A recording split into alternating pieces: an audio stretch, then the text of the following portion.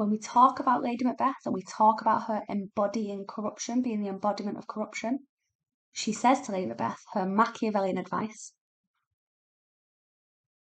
If you are Machiavellian, you do anything for power, even commit moral, sinful acts. She says to look like the innocent flower, but be the serpent under it.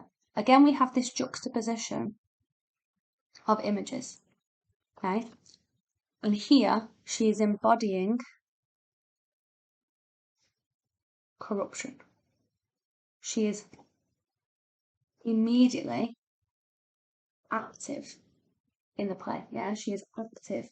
She manipulates and corrupts Macbeth, just like Eve in the Garden of Eden, because this is a symbolic story about the dangers of yielding to temptation. And she says, look like the innocent flower, but be the serpent under it. Again, flowers are natural. They are representative of nurture, of growth. They are beautiful. They are delicate. Yeah?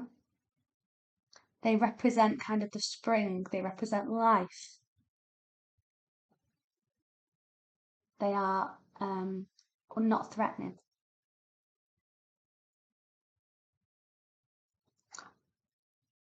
But within that flower, underneath that flower, is a serpent. And it's that idea that the flower is the facade that you wear, the false face. She tells him to put on a false face, which is also a quote. And this false face will hide the fact that he is a serpent internally. And what this teaches us, it teaches us two things. That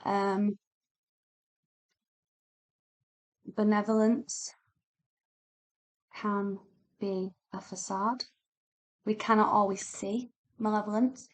So malevolence can be concealed.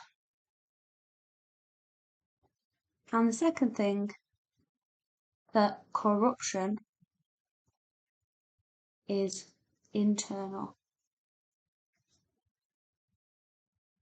It is infection, it is destabilization that happens to the mind, soul, etc. Yeah, it corrupts our soul, it corrupts our insides, and that leads to terrible kind of impacts, terrible actions from that, okay? So that kind of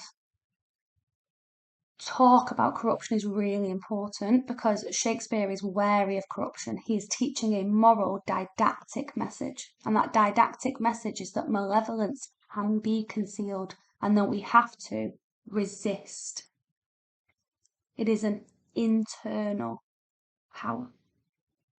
It is a strength of character, a strength of mind, a strength of soul.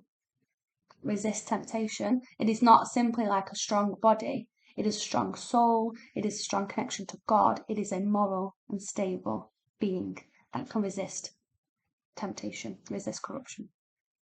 Okay.